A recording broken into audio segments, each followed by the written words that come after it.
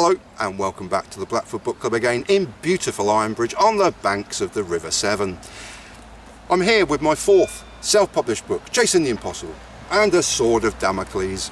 And this is my fifth personal chapter of 8 contained within this book that I'm immensely proud of, and it's the book on Liverpool I've always wanted to write. However, and a proviso again, my personal chapters are very long. So I'm going to allow myself some stumbles and some bumbles along the way, but look, we're on the banks of the River Severn. You've got the oldest iron bridge in the world as a backdrop, so who cares? The greatest European final ever? Liverpool 5, Deportivo Alaves 4. It was not long past midnight when my travelling companions and I went in search of the luxury coach that was going to propel us from the city of Liverpool to the German city of Dortmund and back again, and hopefully with the prized UEFA Cup trophy too. Charlie was the senior of the three of us travelling together, and with his Germanic roots, proudly spoke the language and lived the pragmatic Germanic way of life. His son Peter, as big a Liverpool fan as you could wish to meet, travelled with us, and to say we were more than a little excited at the prospect of what lay ahead of us over the next few days would be a world record shattering understatement. As we passed one coach after the other in a huge train stretching as far as the eye dared see, we couldn't wait to board, settle in for the journey and while away the many hours to our Dover ferry crossing and then on through Europe through the borders of Holland, Belgium and Germany before entering Germany and a small town by the name of Schermbeck and the site for our one-night stay before the transfer into Dortmund on match day. As we finally reached the ending of the train of coaches awaiting their departure for Germany, all seemingly luxurious and kitted out with multiple TV screens, card tables, ample room and the height of early 2000s luxury, we found our coach and, well, suffice to say it wasn't quite as luxurious as the rest of them. In fact, it wasn't luxurious at all, in any way, and perfectly encapsulated as we dumped our bags in the hold, and upon finding out we couldn't close the antiquated lock, the driver simply jumped down from his cab and kicked it firmly shut. It was not the most auspicious of starts, to say the least, and nor was the driver's decision at the very first junction he approached to go in the opposite direction of the motorway, and so we circled around the Anfield Stadium and joined the back of the departing queue we were, until then, at the very front of. "Turn the heat up" became the mantra of 60 plus disgruntled and cold Liverpool fans aboard our particular charabanc ghost of the 1960s, and soon Charlie and I had nicknamed our rolling ice cube on wheels Ice Station Zebra. The toilet, singular, overflowed, the television, singular, had zero volume, and the card tables and spacious room of the other coaches was severely absent on ours. I don't recall the coach being a particularly rowdy or loud one, as we were all no doubt huddled together trying to retain some bodily warmth, but when our esteemed driver ignored the police outriders on the edge of Dortmund a couple of days later, and guiding us directly to the stadium, before he veered off in a completely different direction, I think he was rather on borrowed time by then, but that's getting ahead of ourselves. Ice Station Zebra safely arrived at the quaint German town of Schermbeck on the afternoon of the 14th of May, and my immediate reaction on arrival would be borne out throughout our albeit brief stay. Picture in your mind the town depicted in the 1998 film The Truman Show, and aside from the lack of a coastline, Schermbeck had the surreal feel and quality of the town in the Jim Carrey classic film of the late 1990s. Nothing, and I sincerely mean nothing, was out of place. No litter, quiet, quaintly picturesque, and very functionally, stereotypically German. The locals and residents were pleased if a little bemused at our presence, and I'd guess a couple of hundred Liverpool fans scattered around their tiny hamlet, all of whom incredibly respectful of their hosts. Charlie, Pete and I decamped into our large family room and enjoyed a rather pleasant stroll around our German toy town before settling into the one main tavern the town had to offer. Whilst I won't embellish this evening any further than I have to, I remember it fondly as one of the happiest evenings of my life, as the three of us simply relaxed into the night before a European final, drinking schnapps and consuming vast quantities of schnitzel. Quietly, and amongst some very merry fellow Reds crammed into this small bar, we sang, made jokes and generally had a real good, soulful laugh. The owner was a fan of FC Schalke 04, spoke no English but conversed at length in German with Charlie, and I distinctly remember his demonstrative and flat refusal to take any cash at the point of sale. He'd simply etch a mark upon a beer mat every time we ordered, and as if by magic he provided a full-time tab, which we paid. Accepting a good night's snaps from our genial host, we headed for our brief stroll back to the hotel. Following breakfast, we had a couple of hours to ourselves before the coach transfer into Dortmund, so we treated ourselves to a couple of bizarre memories that I can recall as clear as the football that was to follow many drunken hours later. First we stopped at the local war memorial and paid our respects before ambling around our very own Truman Show toy town and stumbling upon the town's one and only sports shop. And there it was, ladies and gentlemen. On central display in the shop's window was that pleasingly old-fashioned blue and yellow half shirt of the famed Argentinian football team Boca Juniors. I'd long had a borderline fetish for retro or rare overseas football shirts, and whilst in 2001 you could get such an item online, it was nowhere near as easy as it is today. So this was a borderline rarity of its time and very definitely stood on a shop window dummy in a German toy town. Charlie made the necessary Germanic gestures as we entered the shop, and a smiling owner immediately handed me this blue and yellow coloured wonder. He only had the one, he explained, the one he'd retrieved from the window display for me, but it was a large size. Ecstatic, I passed the shirt back to the shop's owner and proffered my Visa card. And that's when I didn't buy the blue and yellow halved Boca Juniors shirt. "Not here!" was apparently the owner's exclamation in German, which Charlie translated and to which we probably both laughed. But the laughs didn't last long, as the owner was adamant, via Charlie's translations, that he would not accept a Visa card. He just wouldn't accept it. Not in 2001. Between the three of us, we only had enough cash for the matchday necessities of schnapps, schnitzel and memorabilia, and I don't recall there being anything remotely like a hole-in-the-wall cash machine. Regardless, and with much surreal consternation, we left, boarded our very own ice station Zebra once more to depart from Toy Town, and a Truman Show that flatly refused a simple credit card payment in the 21st century. A wrong turn on the outskirts of Dortmund was met with genuine hostility on our placid yet excitable coach, and we all disembarked into a grey, cold Dortmund, relieved to be no doubt slightly more warmer than when on the coach.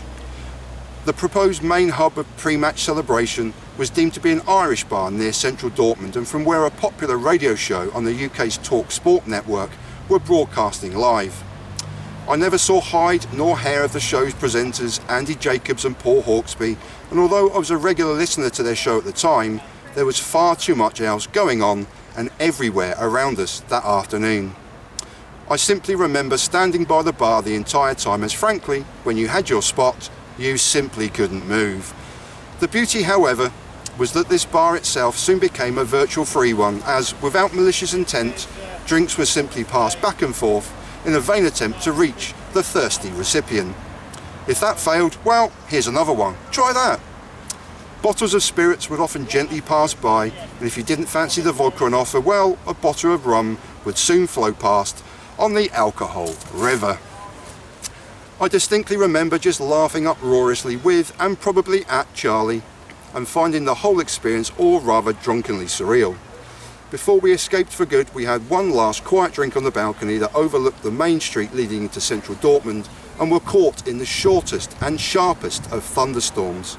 This was another surreal moment and a perfect departure point as we headed into the centre of Dortmund. Here, there was an outdoor carnival set up, but it mattered not, as for as far as the eye could see, it was a red swathe of footballing humanity. However, rare yellow and blue dots could be seen in the distance and on the periphery of this huge mass of humanity. But surely this was a mirage, the effect of too much alcohol, or my continuing yearning for that Boca Juniors shirt from earlier. But slowly these yellow and blue dots became larger, more rounded, and definitely more human. Their shirts, those yellow and blue shirts, looked oddly familiar, and when now up close and laughing now with our new footballing friends from Spain, It was clearly apparent their home shirt mirrored that of the Boca Juniors shirt, and that particular irony is still, suffice to say, not lost on me all these years later. Before we departed the carnival, everyone seemingly had their picture taken with ex-Liverpool striker Eric Meyer, who as a lifelong Red was simply there to cheer on the team he'd only recently left. Mad Eric was mobbed constantly, and I rather believe he bloody loved the adoration and genuine warmth afforded him. And after the dangerously overcrowded and worrisome tram ride from hell, we arrived at the venue for the 2001 UEFA Cup final, the Westfalenstadion, home of Borussia Dortmund. As the three of us wandered around this huge stadium, three became four as I bumped into Steve the taxi driver, my long-time travelling companion and a gentleman that by now you should all be rather familiar with. We drunkenly reminisced, and no doubt the new romantics in us both chuckled with pride that we were both at a European final following the Reds. Thinking of the two of us, watching a rerun of the humiliating 3-0 defeat in Paris in our hotel room after watching it in the Parc des Princes hours before, makes me smile broadly as I pen these words now. We travelled thousands of miles together, Steve and I, and it was perfectly in order to randomly bump into him on a night such as this. Steve no doubt predicted a huge Liverpool win. He always does. And we went our separate ways into different parts of the stadium, and Charlie, Pete and I had drawn lucky with our tickets, as we were on the very front row of the top tier of what Borussia Dortmund termed their yellow wall. This evening, Charlie, his son, and your humble narrator had the most incredible seats for an even more incredible game of football, and one that would become instantly termed as the greatest European final of all time. The final itself became an instant classic and the very opposite of what a tense, drawn-out, high-stakes European final is supposed to be. Bookings galore, 2 sent off, and this gruelling yet spectacular game finished 11v9 with Alaves running on empty. Early goals, late goals, comfortable leads relinquished in an almost instant surrender before God and perhaps a godlike son levelled an incredible game at 4-4, and the game went into extra time before a golden goal heralded the end of a pulsating game that befuddled far more than me, who was completely and utterly aware of this new extra time rule. First team to score wins, but I was ignorant of such a change. But all of this was to come. First, the goals, and with added iconic BBC commentary from long-term stalwart Barry Davis. Goal, Liverpool 1, Alaves 0. Babel, 4 minutes. And the opening goal is scored by the German, Marcus Babel. With only 4 minutes on the clock, Gary McAllister killed a beautiful free kick from in front of the 7,000 or so Spanish fans in the far corner of the ground, and the Red centre-back, come versatile play-anywhere defender Marcus Babel, headed Liverpool into an early cup final lead.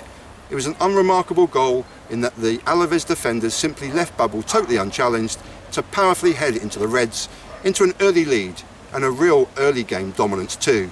It was no surprise whatsoever when the Reds doubled their lead 12 minutes later. Goal!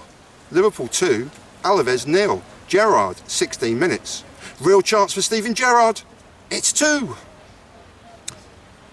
Alaves are all at sea in defence as they gift an easy giveaway ball to another of Liverpool's German players tonight, and particular favourite of mine, Dietmar Hamann. His quick pass to Michael Owen is then cleverly reversed perfectly into the imposing stride of their future captain Steven Gerrard, who drives the ball under the onrushing Herrera in the Alaves goal, and in just over a quarter of an hour's play the Reds have taken a commanding 2-goal lead and are as dominant as the scoreline suggests. But not for long. Goal! Liverpool 2, Alaves 1, Alonso, 26 minutes. A real chance! Oh, that's beautifully taken. Just 6 minutes, and after going 2 goals behind, Alaves' manager, Jose Manuel Asnal, oh dear, brings on substitute striker Alonso, and within 4 minutes the striker has reduced the scoreline to 2-1. Cosmin Contra delivers a perfect far post cross, which Alonso places his header out of the reach of a flat-footed Sander Westerveld in the Liverpool goal. Goal! Liverpool 3, Alaves 1, McAllister, 41 minutes. Scored against Barcelona, brought them to the final. Now can he restore the 2-goal advantage? Which he does. Didi Hamann was again instrumental in the third Liverpool goal, which would see the Reds hold a 3-1 half-time advantage. His inch-perfect through ball was seized upon by Michael Owen, who tried to skip around the advancing Herrera in the Spanish goal, but was brought down for an obvious and clear penalty.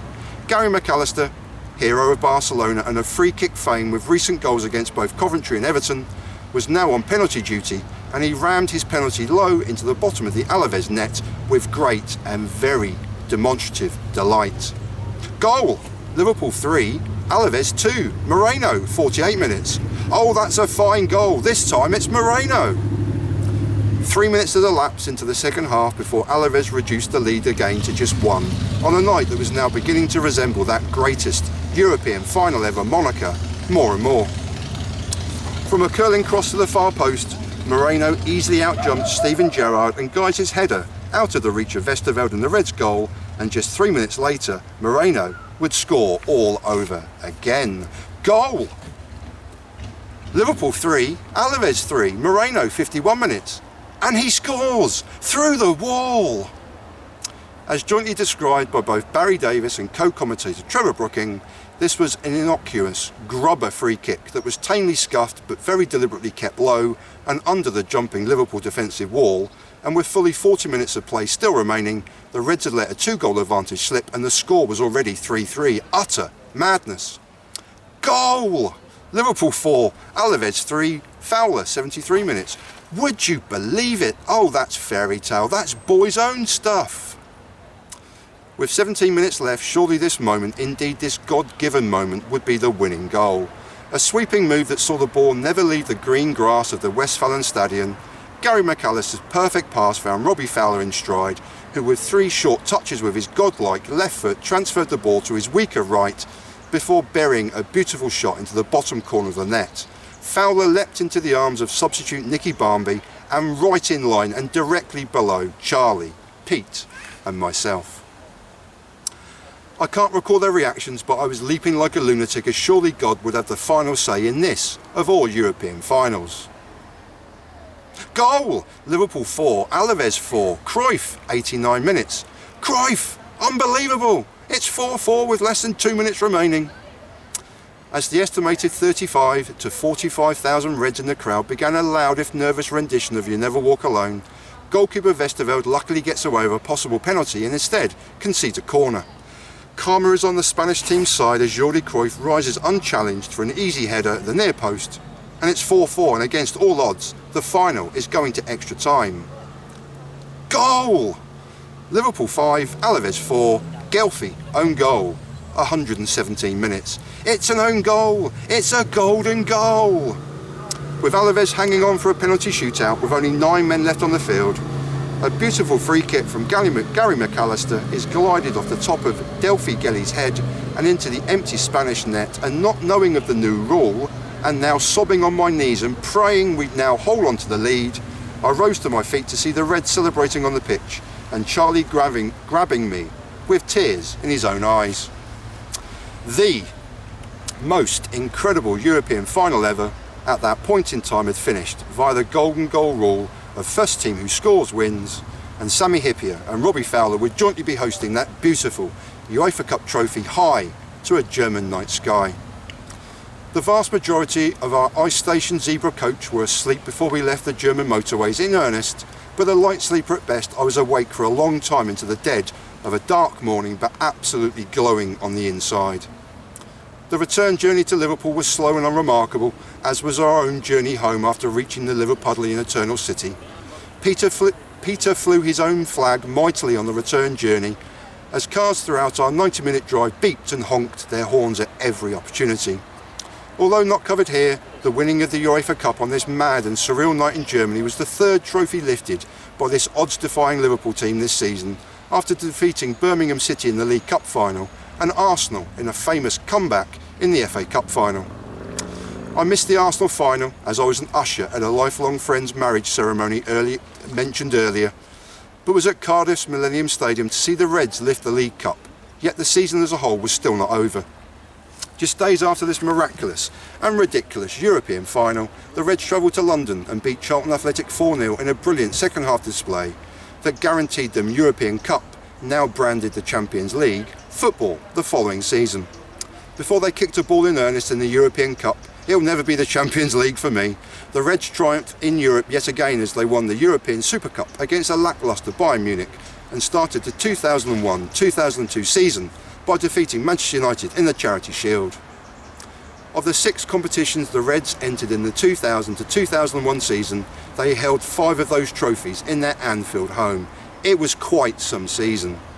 Topped off by arguably still the greatest final ever. Regardless, these were a very few special days that will forever hold a permanent place in my heart forevermore. Chasing the impossible and a sword of Damocles here in beautiful Ironbridge on the banks of the River Severn. And that was another true story, 5 of 8 in my book that I've just shown you. What memories, the Bocca's Junior shirt, blimey Charlie. Not here, not here, not here. Oh, blimey, what a memory. I also remember coming out of the ground and somebody taking their passport and literally ripping up and throwing it in the air. Also outside the ground, it was pitch black. You couldn't see a thing. And there were these bollards crossing the road. And of course, you're walking along and you caught your meat and potatoes on them if you're a gentleman, or you're something else if you're a lady. Yeah, memories, hey? Memories are made of this in beautiful Ironbridge on Sunday the 17th of September. And I leave you in peace and in solidarity. And I thank you so much for watching. Peace, everyone.